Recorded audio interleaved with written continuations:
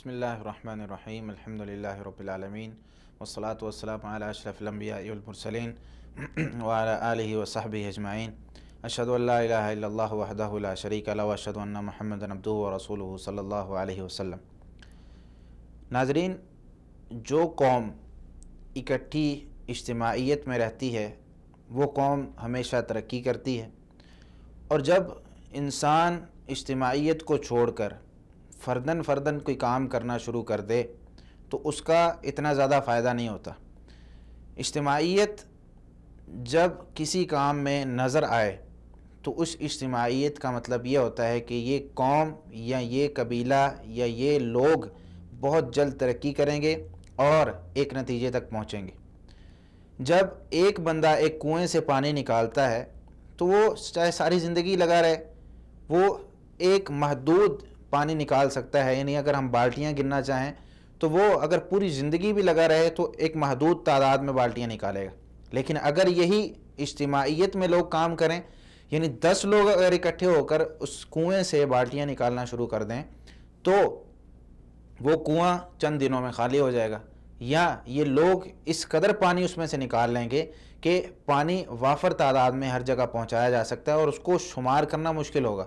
یہ ایک مثال تھی کہ اجتماعیت میں برکت ہے۔ اللہ رب العالمین نے اجتماعیت کا حکم دیا ہے، یعنی ساتھ مل کر رہنا۔ اسلامی شعار کیا ہے؟ ایک دوسرے کے ساتھ مل کر رہنا، ایک دوسرے کو چھوڑنا نہیں۔ یہ نہیں کہ ایک مسلمان ادھر جا رہا ہے ایک مسلمان ادھر جا رہا ہے، آپس میں ایک دوسرے سے ناراض ہیں، ایک دوسرے سے جدا ہیں، ایک دوسرے سے کبھی ملنا ملانا نہیں ہے، ایک اپنے کمرے میں بند ہے دوسرا اپنے کمرے میں بند ہے۔ یہ چیزیں ختم ہو چکی ہیں۔ یہ چیزیں اسلام اس کا حکم دیتا ہے کہ آپ ایک دوسرے کے ساتھ مل کر رہیں، 10 لوگ ہیں 15 لوگ ہیں، ایک دوسرے کے نظریات کو سمجھیں، اگر کسی میں کمی ہے اس کمی کو پورا کرنے کی کوشش کریں، اور اگر کسی کے پاس کوئی اچھائی ہے کوئی زیادتی ہے جو آپ کے پاس موجود نہیں ہے تو آپ اس سے وہ چیز لینے کی کوشش کریں کہ بھائی اس شخص کے پاس مجھ سے زیادہ علم ہے یا مجھ سے زیادہ ایک اچھی چیز موجود ہے جو کہ میرے اندر موجود نہیں ہے۔ ایک دوسرے کو دیکھ کر، ایک دوسرے کو جو ہے سامنے رکھ کر پھر انسانی جو ہے وہ شعار اس کو بدلا جاتا ہے۔ اور ایک بات اس میں یہ بھی یاد رکھیں کہ انسانی فطرت بھی یہی ہے کہ انسان کبھی اکیلا نہیں رہ سکتا۔ انسان کبھی اکیلا نہیں رہ سکتا۔ اگر انسان اکیلا رہے، چاہے وہ چند دنوں کے لیے رہے، تو وہ ذہنی مریض بن جاتا ہے۔ جب ہم لوگوں کے ساتھ ملتے ہیں، کبھی ہم ہنستے ہیں، کبھی ہم مسکراتے ہیں، کبھی ہم روتے ہیں، کبھی ہم کسی کے غم میں شریک ہیں، کبھی ہم کسی کی خوشی میں شریک ہیں، کبھی ہمیں کوئی تکلیف آتی ہے لوگوں کی وجہ سے، کبھی ہم کسی شخص کے ساتھ جو ہے وہ بات چیت کرتے ہوئے اس کی کوئی ایسی داستان سنتے ہیں، کوئی ایسی کہانی سنتے ہیں جس سے ہمارے جذبات بلند ہوتے ہیں، تو یہ سارا اجتماعیت سے آتا ہے، یعنی لوگوں کے ساتھ ملنا ملانا، یہ ایک اسلامی شعار ہے۔ لیکن آج لوگوں نے اس کو چھوڑ کر ایک نئی دنیا قائم کر لی ہے۔ لوگ ایک دوسرے کے ساتھ مل کر کسی کام کو چلانے پر راضی نہیں ہیں۔ کسی بھی جگہ پر اگر ہم مل کر کوئی کام کریں تو اس میں برکت بھی ہے، اللہ بھی راضی ہے، اللہ کے رسول صلی اللہ علیہ وسلم بھی راضی ہیں، ہمارے پیارے پیغمبر علیہ الصلاۃ نے جو تربیت کی ہے وہ اسی نہج پر ہے۔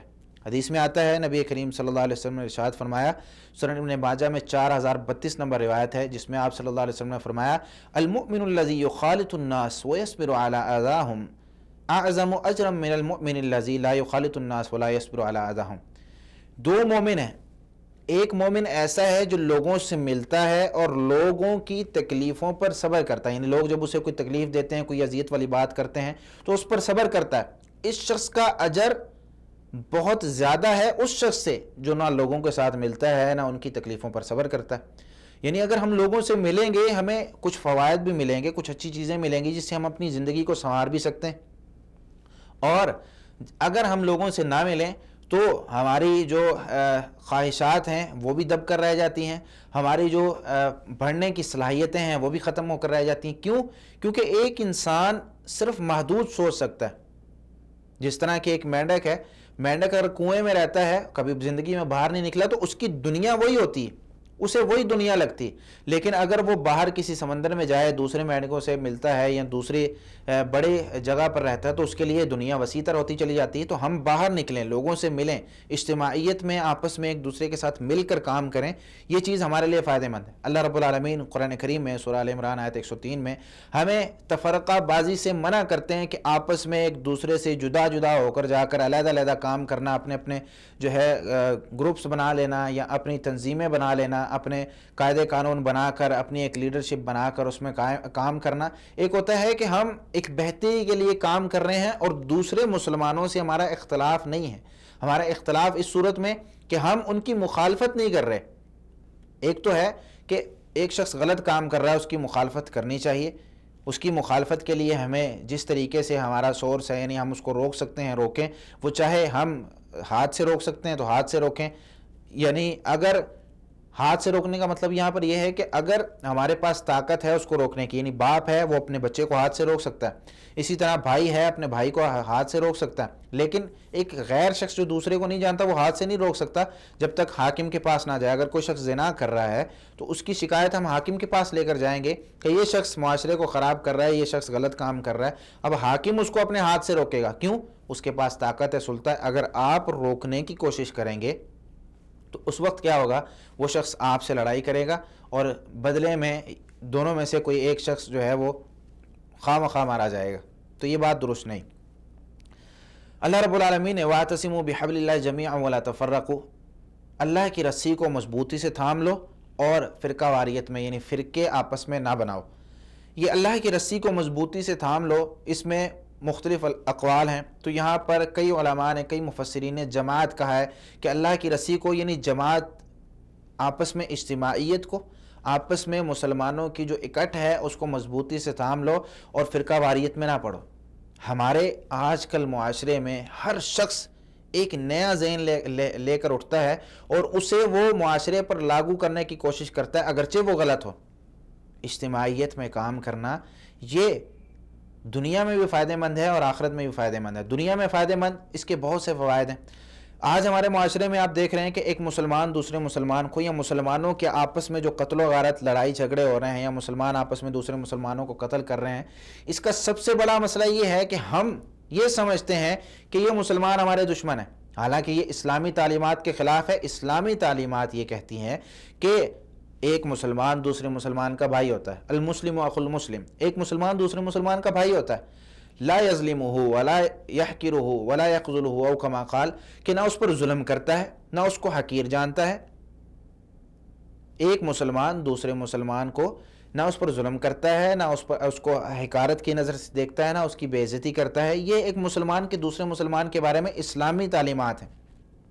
لیکن ہمارے معاشرے میں ان تعلیمات کو چھوڑ کر ایک نیا گروہ، ایک نئی تعلیمات دی جا رہی ہیں. وہ یہ ہے کہ یہ مسلمان ہمارا دشمن ہے، اس مسلمان کو مارو، اس مسلمان کو قتل کرو. بھائی اسلامی حکم ہے کہ اجتماعیت، آپس میں ساتھ رہنا ہے، مل جل کر ساتھ رہیں گے تو کام ہوگا. مل جل کر ساتھ نہیں رہیں گے، ہر بندہ انفرادی کوشش کرے گا تو کام نہیں ہوگا.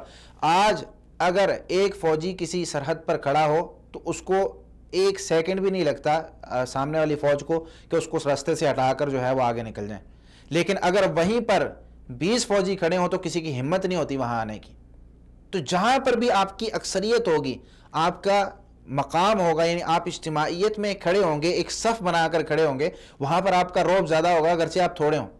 آپ کا رعب وہاں پر زیادہ بنے گا. آپ دیکھیں اسلامی شروع میں جب نبی کریم صلی اللہ علیہ وسلم نے دعوت دی، آپ صلی اللہ علیہ وسلم کے ساتھ کوئی نہیں تھا. آہستہ آہستہ صحابہ کرام جڑتے گئے. پھر ایک وقت میں اتنی زیادہ تعداد ہو گئی مسلمانوں کی، یعنی کفار سے تو زیادہ نہیں تھی لیکن مسلمانوں کی تعداد شروع سے آخر تک، یعنی آپ صلی اللہ علیہ وسلم کے دور تک بہت زیادہ ہو گئی. تو اس زیادہ تعداد کا اثر یہ ہوا کہ کفار، آپ صلی اللہ علیہ وسلم کیا فرماتے تھے کہ نصرت بالرعب مسیرۃ شہر، میری 1 مہینے تک رعب کے ساتھ مدد کی گئی، یعنی 1 مہینے کی مسافت تک میں یہاں کھڑا ہوں، میرے اور کافر کے درمیان 1 مہینے کا فاصلہ ہو، 1 مہینے تک ہم سفر کرتے رہیں پھر وہاں تک پہنچیں، لیکن میرا رعب ان میں ڈال دیا جاتا ہے. یعنی یہ ہے کہ جب اجتماعیت ہوتی ہے، لوگ مسلمان آپس میں کھڑے ہوتے ہیں، ایک جگہ پر کھڑے ہو کر کام کر رہے ہوتے ہیں، ایک گروپ میں کام کر رہے ہوتے ہیں، وہ بہت زیادہ اثر رکھتا ہے، بہت زیادہ اس کے فائدے ہوتے ہیں. اکیلا بندہ کام کر رہا ہو، لوگ اس کو بٹھا دیتے ہیں، بھائی ٹھیک ہے چپ کر کے بیٹھ جا. لیکن 10 لوگ ہوں تو وہ کام کر رہے ہوں، لوگ ان کو بٹھا نہیں سکتے. یار کس کس کو سمجھائیں، کس کس کو روکیں گے؟ آج ہمارے معاشرے میں دین اسلام کو لوگ بالکل چھوڑ چکے ہیں، اللہ ماشاء اللہ کچھ لوگ ہیں جو اسلام کی طرف راغب ہیں، وگرنہ لوگ اس کو بالکل چھوڑ چکے ہیں. وہ کیا کرتے ہیں، اگر آپ آج بس میں تلاوت چلا دیں نا تو لوگ پریشان ہو کر ادھر ادھر دیکھنے لگ جاتے ہیں کہ یہ کون ہے. گانا چلا دیں تو کوئی کچھ نہیں کہے گا. یعنی ایک ایسا ٹرینڈ بن چکا ہے کہ آپ اگر دین کا کوئی کام کرنا چاہتے ہیں تو آپ چھپ کر کریں, تلاوت چلائیں, گھر جا کر چلائیں, لیکن گانا چلانا ہے آپ گانا چلائیں, پورے محلے کی نیندیں حرام ہو رہی ہیں, پورا محلہ اس سے پریشان ہے, بالکل درست ہے, اس میں کوئی مسئلہ نہیں. کیوں؟ کیونکہ آپ ایک ایسا کام کر رہے ہیں جو کہ اسلامی اصولوں کے خلاف ہے, اور شیطان اس میں آپ کی مدد کر رہا ہے, اور روکنے والا کوئی ایک شخص ہے. محلے سے کوئی ایک شخص آئے گا اور آ کر کہے گا کہ بھائی بیٹے یہ ڈیک بند کر لو, یہ گانے بند کر لو, لوگ سوئے ہوئے ہیں, بیمار لوگ ہیں گھروں کے اندر, وہ موجود ہیں, یا بس میں اگر یہی 4-5 لوگ اکٹھے ہو کر چلے جائیں تو میرے بھائی وہاں پر وہ بندہ اس کو بند کرنے کے لیے اسی وقت تیار ہو جاتا ہے. کیوں؟ اس کو پتہ ہے کہ ایک بندہ نہیں ہے, 4-5 لوگ آئیں یا اس سے زیادہ لوگ آئیں. تو اجتماعیت کی ہمیشہ برکت ہوتی, اجتماعیت ہر کام میں, کھانے پینے میں, اسی طرح ہمارے ہر کام میں اجتماعیت ہو جو کہ ہمیں فائدہ پہنچا سکتا ہے, تو اس میں ہم اجتماعیت کے ساتھ کام کریں. کچھ صحابہ کرام نبی کریم صلی اللہ علیہ وسلم کے پاس آئے, آ کر کہنے لگے انہم قالوا یا رسول اللہ اننا نأکل ولا نشبع. یا رسول اللہ, اے اللہ کے رسول صلی اللہ علیہ وسلم, ہم کھانا کھاتے ہیں لیکن ہمارا پیٹ, یعنی ہم سیر نہیں ہوتے, ہمارا پیٹ نہیں بھرتا. ہم کھانا کھائے جاتے ہیں لیکن ایسا لگتا ہے جیسے ابھی تک بھوک باقی ہے. تو آپ صلی اللہ علیہ وسلم پوچھنے لگے فلعلکم تأکلون متفرقین, مجھے لگتا ہے کہ تم جدا جدا کھاتے ہو, آپس میں اکٹھے بیٹھ کے نہیں کھاتے. تو وہ کہنے لگے بات تو یوں ہی ہے کہ ہم اکٹھے بیٹھ کر نہیں کھاتے. تو آپ صلی اللہ علیہ وسلم نے حکم دیا کہ فاجتمعوا علی طعامکم واذکروا اسم اللہ علیہ یبارک لکم فیہ, کہ جب کھانا کھانے کے لیے بیٹھو تو اکٹھے سارے ایک ٹیبل پر بیٹھو, ایک دسترخوان پر بیٹھو, ایک پلیٹ میں اگر ہو سکے تو ایک پلیٹ میں کھاؤ. اکٹھے بیٹھ کر کھاؤ گے تو اس میں برکت ہوگی, اللہ کا نام لو, بسم اللہ پڑھو, اکٹھے بیٹھ کر کھاؤ, یبارک لکم فی, اس میں تمہارے لیے برکت ڈال دی جائے گی. اجتماعیت میں ہر جگہ برکت ہے. یہ ہے کھانے کے بارے میں. اگر آپ مسجد میں بیٹھے اللہ کا ذکر کر رہے ہیں, اکیلے کر رہے ہیں, اس کا اتنا فائدہ نہیں ہے. اکیلے ذکر کرنے کے فائدے بہت سارے ہیں لیکن اتنا فائدہ نہیں ہے جتنا اجتماعیت میں ذکر کرنے کا. یعنی جو چیز اجتماعیت میں ثابت ہے, اجتماعیت میں ذکر کرنے کا یہاں پر مطلب یہ ہے کہ جو چیز اجتماعیت میں ثابت ہے اس کو اجتماعیت میں کریں. اب نماز پڑھنا اجتماعیت میں ثابت ہے, یعنی ایک امام ہوگا, باقی سارے لوگ صفیں بنا کر کھڑے ہوں گے. اگر آپ اکیلے اپنی نماز پڑھتے ہیں اس نماز کا اتنا ثواب نہیں ہے جتنا آپ کا اجتماعیت میں امام کے ساتھ نماز پڑھنے کا ثواب ہے. نبی کریم صلی اللہ علیہ وسلم ارشاد فرماتے ہیں, سیدنا عبداللہ بن عمر رضی اللہ تعالیٰ عنہ فرماتے ہیں کہ نبی کریم صلی اللہ علیہ وسلم نے فرمایا یا ایھا الناس انی قمت فیکم کمقام رسول اللہ صلی اللہ علیہ وسلم. یعنی عبداللہ بن عمر رضی اللہ تعالیٰ عنہ کہتے ہیں کہ رسول اللہ صلی اللہ علیہ وسلم نے مجھے جو نصیحت کی تھی, وصیت کی تھی, آج میں تمہیں بتا رہا ہوں. آپ صلی اللہ علیہ وسلم اس طرح فرمایا کرتے تھے کہ اوصیکم باصحابی ثم الذین یلونہم ثم الذین یلونہم, میں اپنے صحابہ کرام کو یہ نصیحت کرتا ہوں جس طرح رسول اللہ صلی اللہ علیہ وسلم ہمیں کیا کرتے تھے کہ ہمیں, یعنی صحابہ کرام کو لازم پکڑو, پھر ان کے جو بعد ہیں تابعین, ان کے جو بعد ہیں تبع تابعین, ان تینوں گروپوں کو, یعنی ان تینوں جو صحابہ کرام کے گروہ ہیں, ان کے بعد تابعین کے, تبع تابعین کے, ان لوگوں سے علم حاصل کرو, ان لوگوں سے اپنا تعلق مضبوط بناؤ.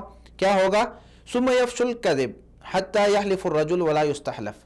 پھر ایک وقت ایسا آئے گا کہ لوگ آ کر قسمیں اٹھائیں گے, ہر بات میں قسمیں اٹھا کر کہیں گے, گواہیاں دیں گے, قسمیں اٹھائیں گے کہ کہیں گے بھائی اللہ کی قسم یہ کام اس طرح ہوا تھا, حالانکہ اس سے قسم طلب نہیں کی گئی ہوتی کہ بھائی اس سے پوچھا نہیں گیا ہوتا بھائی یہ کام اس طرح ہوا ہے. بس ایسے ہی آ کر لوگ جو ہیں بات پر قسمیں اٹھائیں گے اور کسی چیز کو ثابت کرنے کی کوشش کریں گے. لوگ گواہی دیں گے, جھوٹی گواہیاں جو ہیں عام ہو جائیں گی. الا لا یخلون رجل بامرأۃ الا کان ثالثہما الشیطان. پھر آپ صلی اللہ علیہ وسلم نے فرمایا کہ کوئی بھی آدمی دوسرے آدمی یا کوئی بھی آدمی کسی عورت کے ساتھ علیحدہ نہ ہو. اگر علیحدہ ہوگا, یعنی ایک آدمی ہے ایک عورت ہے, تو وہاں پر تیسرا شیطان ہوگا. یعنی شیطان کا مطلب یہ ہے کہ ضرور کوئی نہ کوئی گناہ کریں گے. ایک آدمی ہے ایک عورت ہے, دونوں غیر محرم ہیں, ایک دوسرے کو نہیں جانتے, تو ضرور کوئی نہ کوئی گناہ ہوگا. پھر آپ صلی اللہ علیہ وسلم فرمایا علیکم بالجماعہ, جماعت کو لازم پکڑو. وَإِيَّاكُمْ وَالْفُرْقَةَ, آپس میں ایک دوسرے سے جدا نہ رہو. فَإِنَّ الشَّيْطَانَ مَعَ الْوَاحِدِ وَهُوَ مِنَ الْإِثْنَيْنِ أَبْعَدُ.